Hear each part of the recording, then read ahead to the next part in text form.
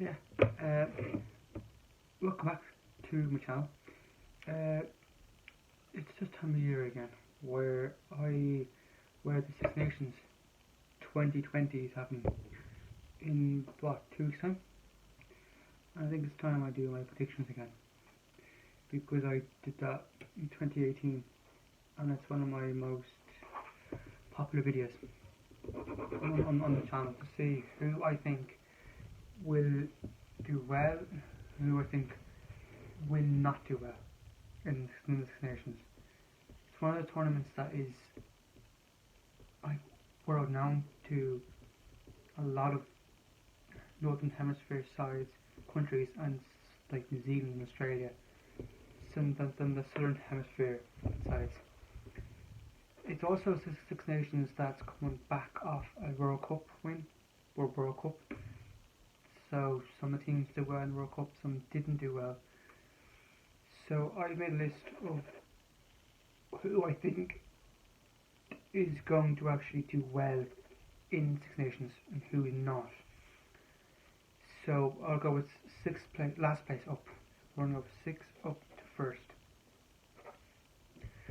So obviously Italy is probably going to be 6th again. Even though they got a new manager now, which is Conor Sherry's got some job over in England. So he's not in charge anymore.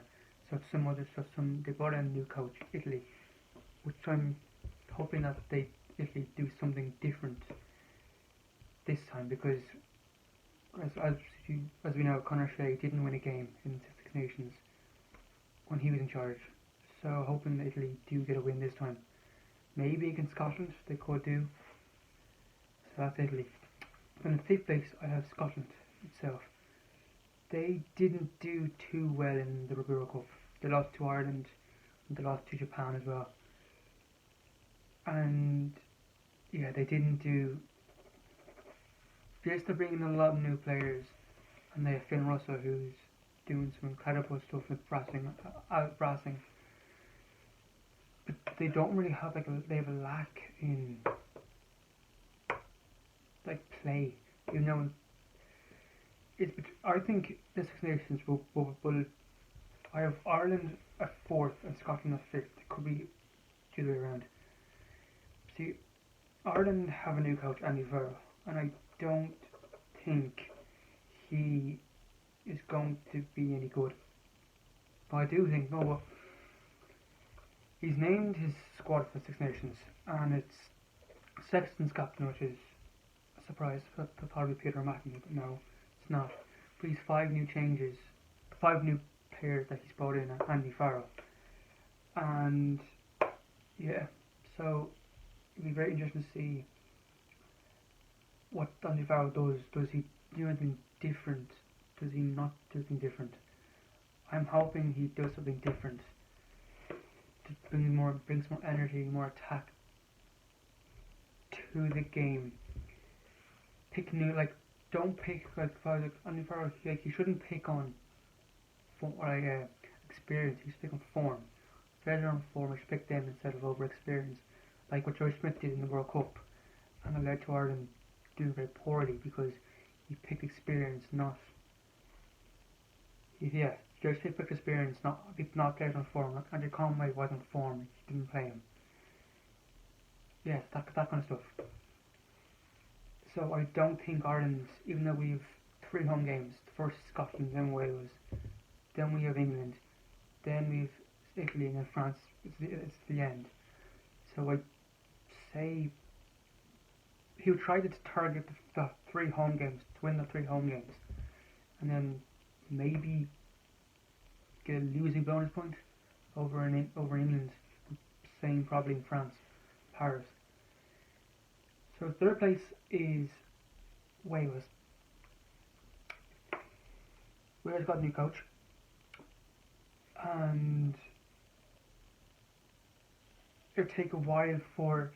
It's the same with Andy Farrell. It would take on the Italian coach. It would take a while for them to build momentum and to figure out what's actually going on, and like what they want to do. So it could take a few games for them to figure out on what they want to do. and mark their stamp. So that's Wales. They've brought in new players like Ireland. We've brought in new players, left some players behind like Rob Kearney, and it'll be interesting to see how Wales do. Then second I have France, who in the World Cup they came second in the pool. They should have played England, and well, that's constant because of the storm in Japan. But they also lost to Wales in this quarterfinal by a point, which I think France should have won that game. They had 2 shots in goal and they missed. They could easily win that game against Wales in the World Cup. They didn't. They lost by a point. So, but France also have a new manager. So it also depends which France team turns up. France haven't won the Six Nations since 2010. So it's been 10 years since they won it.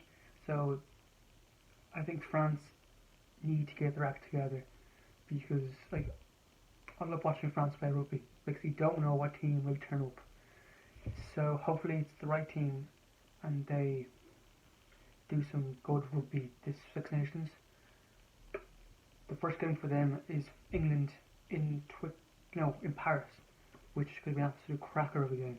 Hoping France win that game, and then if France win that game, then I put pressure on England, and then France will get their campaign up and running, so you can see that France will have they have momentum coming into the next few games. And then to top it all off, England I have it to win the Six Nations 2020. They have Eddie Jones for the next 2 years. They've pretty much managed to have a team. They have a full-on team. Eddie Jones knows his starting 15. He might change a few players, but he knows the bulk of it. That's unless the Saracen players like Owen Farrell and Mario Itoje they actually do play. Because I heard that they weren't going to play. Rumours going around that they weren't going to play because the Saracens are in some sort of money thing with the bank, and they've lost 35 points in the English League, or they're in some money thing with transfers. So if they don't play, and if Owen Farrell doesn't play, or told you some of the players that play for Saracens, England still have an extremely strong squad. So I think England might. I think they'll do it, but obviously the test will be Scotland and France. Ireland, I don't think we'll do well in Twickenham, to be honest. But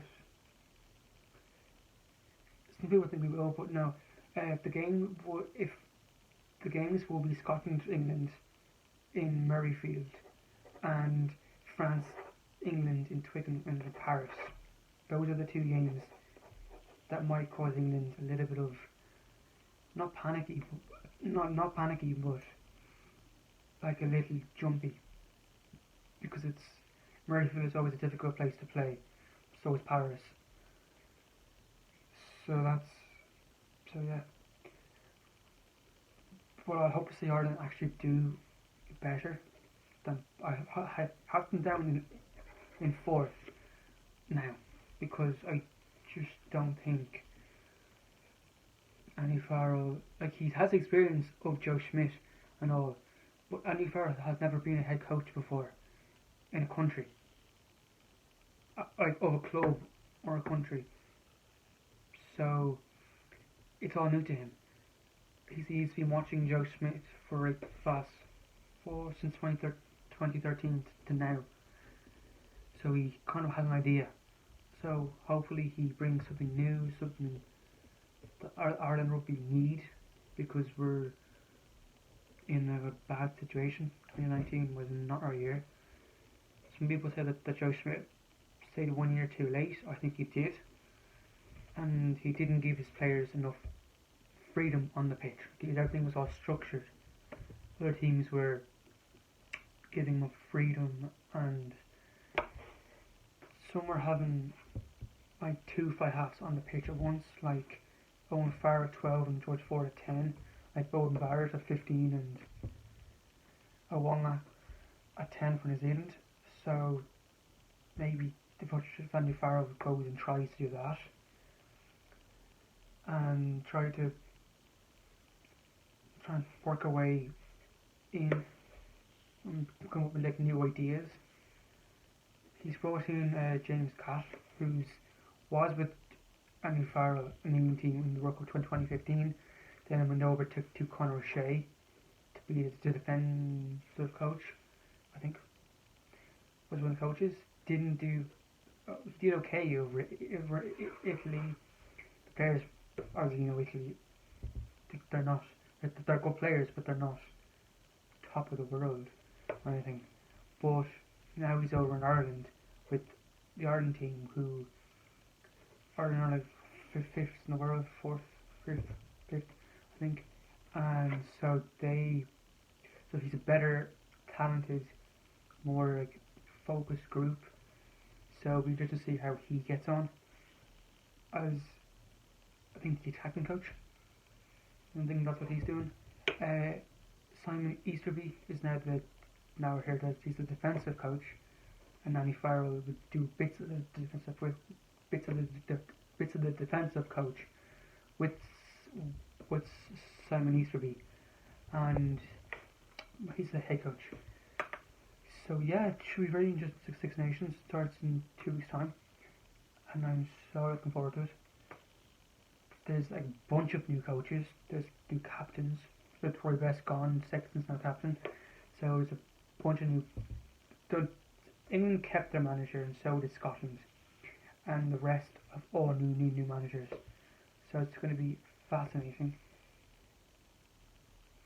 Comment down below who you think this one is going to win the Six Nations. Maybe it's England, if I'm correct. Maybe it's England, maybe it's Ireland.